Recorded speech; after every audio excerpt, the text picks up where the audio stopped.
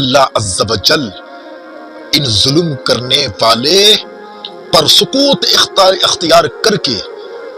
مدد کرنے والے پر اللہ عز و جل کسی ظالم کو مسلط فرما دے گا۔ اور دیکھیں، ظلم کے خلاف آواز نہ اٹھانے والوں، سورہ ہود کی آیت نمبر 113 میں ظلم کرنے اور ظلم کے خلاف آواز نہ اٹھانے پر جہنم کی وعید ہے، جبکہ سورہ مائدہ کی آیت نمبر 78 اور 89 کے اندر اللہ کی لعنت ہے ظلم کے خلاف آواز نہ اٹھانا۔ اس کے بعد سورہ انفال کی آیت نمبر 25 میں آواز نہ اٹھانا ظلم کے خلاف یہ باعث اجتماعی عذاب ہے، اجتماعی عذاب آنے کا یہ ذریعہ ہے کہ آپ ظلم کے خلاف آواز نہ اٹھائیں۔ اور سورہ شورى کی آیت نمبر 227 کے اندر باضابطہ رب قدیر نے مظلوموں کے حق میں آواز بلند کرنے کے لیے وصول دیا ہے، حکم فرمایا ہے کہ مظلوموں کے خلاف اٹھ کھڑے ہو، ان کی آواز بنو، ان کی مدد کرو اور ظالموں کے ظلم و بربریت کے شکنجے سے ان کو چھٹکارا دلاؤ، یہ اللہ کا فرمان ہے۔ تو سورہ ہود کی آیت نمبر 13 جس میں اللہ رب قدیر فرماتا ہے اور ظالموں کی طرف ذرا بھی جھکاؤ نہ رکھو اور ورنہ تمہیں آگ۔ سورہ ہود کی آیت نمبر 113 میں رب قدیر کا ارشاد پاک ہے اور ظالموں کی طرف ذرا بھی نہ جھکاؤ رکھنا ورنہ آگ تمہیں بھی چھوئے گی۔ اس آیت کے تحت تفسیر ابن کثیر میں فرمایا گیا لا تودوہم ولا تمالئہم، ظالموں سے نہ محبت رکھ نہ ان کا ساتھ دے۔ سورہ مائدہ کی آیت نمبر 78 اور 79 کے اندر انبیاء کی زبان سے بنی اسرائیل کے کافروں پر لعنت برسائی گئی کیونکہ وہ ایک دوسرے کو برائی سے روکتے نہ تھے اور نہ وہ ظلم سے روکتے تھے، ظلم ہوتا دیکھ کر خاموشی اختیار کر لیتے تھے۔ اسی آیت کے تحت تفسیر قرطبی کے اندر رقم طراز ہے صاحب قرطبی کانو یرون المنکر ولا ینہون، وہ لوگ ظلم و بربریت برائی کو تو دیکھ لیتے تھے مگر وہ روکتے نہ تھے، ظالموں کو روکتے نہ تھے، بلکہ وردو بذالک، یہ سکوت و خاموشی اختیار کرنے کے ساتھ ساتھ ظلم و بربریت سے یہ خوش رہتے تھے کہ یہ اچھا ہے کہ ان پر ظلم و بربریت کے پہاڑ توڑے جا رہے ہیں۔ نتیجتاً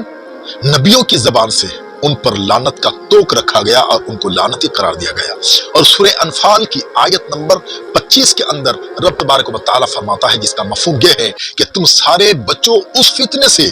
جو نہ صرف ظالموں کو پہنچے گا بلکہ وہ عذاب سبوں کو اپنے لپیٹے میں لے لے گا۔ اس آیت کے تحت تفسیر ابن کثیر کے اندر آیا اللہ یأمر المؤمنین اللہ یقر المنکر بینہم فیعمہم اللہ بالعذاب، اللہ عز و جل تمام مومنوں کو عمومی حکم دیتا ہے کہ وہ معاشرہ میں، سوسائٹی میں ظلم کو برداشت نہ کرے اور نہ اسے جائز و رفع رکھے ورنہ اس کا خمیازہ سبوں کو بھگتنا پڑ سکتا ہے۔ اور سورہ شورى کی آیت نمبر 227 کے اندر تفسیر قرطبی کے اندر یہ رقم ہے صاحب تفسیر تبری کے اندر ہے یہ لم یسکنوا عن الظلم بل ردوہ قولا و فعلا، ظلم پر خاموش نہ رہے بلکہ قولا اور فعلا اس کے خلاف آواز اٹھائے اور جہاں تک بن پڑے ظالموں کی سرکوبی کرے۔ عزیزان ملت اسلامیہ، آپ نے قرآن کی آیات اور احادیث ملاحظہ فرمائی کہ ظالموں کا ساتھ دینا، ظلم کے خلاف آواز نہ اٹھانا کس قدر سنگین جرم ہے۔ یہ بہت بڑا پاپ ہے، نہایت سنگین جرم ہے۔ میرے بھائیو، دیش واشیو، خصوصیت کے ساتھ اسلام کے فرزندوں، آج پوری دنیا میں بالعموم مسلمان ظلم کا شکار ہے۔ خصوصیت کے ساتھ فلسطین کی سرزمین پر آپ دیکھیں کہ وہاں پر کس قدر فلسطینی چھوٹے چھوٹے بچے، جوان، بوڑھے، ماں بہنیں، سسکتے بچے بچیاں، یہ نہ صرف اسرائیل کی گولیوں کا نشانہ بنے ہوئے ہیں، ان کے بموں سے صرف ان کو چھلنی نہیں کیا جا رہا ہے بلکہ ان کو طرح طرح سے عذاب کیا جا رہا ہے اسرائیل کی طرف سے۔ ایک تو انہیں بموں کا سامنا ہے، انہیں میزائل کا سامنا ہے، گولیوں سے ان کو چھلنی چھلنی کر دیا جاتا ہے، اور اب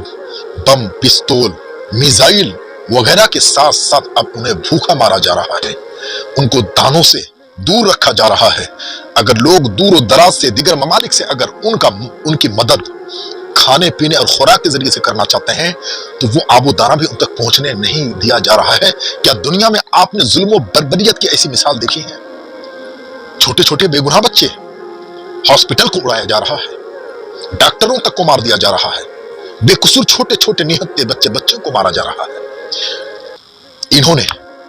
الحماس کے نام سے ان کا بدلہ لینے کے لیے انہوں نے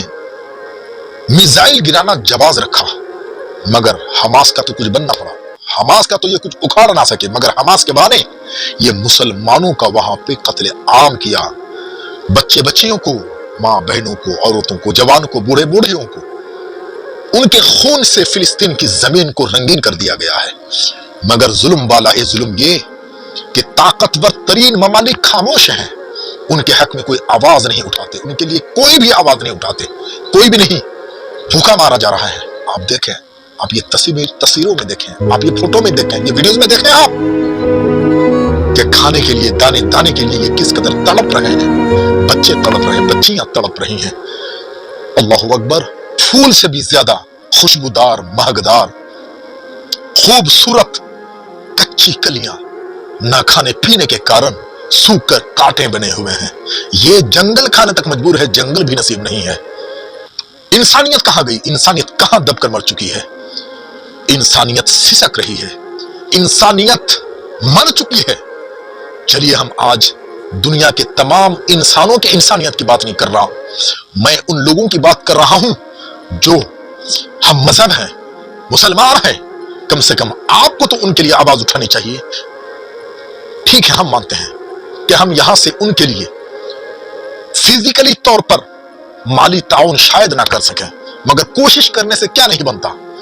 خدا کے واسطے آپ ان کے لیے آواز بنیں، آواز اٹھائیں جہاں تک ممکن ہو، ورنہ خدا کا عذاب نازل ہوگا۔ یاد رکھیں، آج جو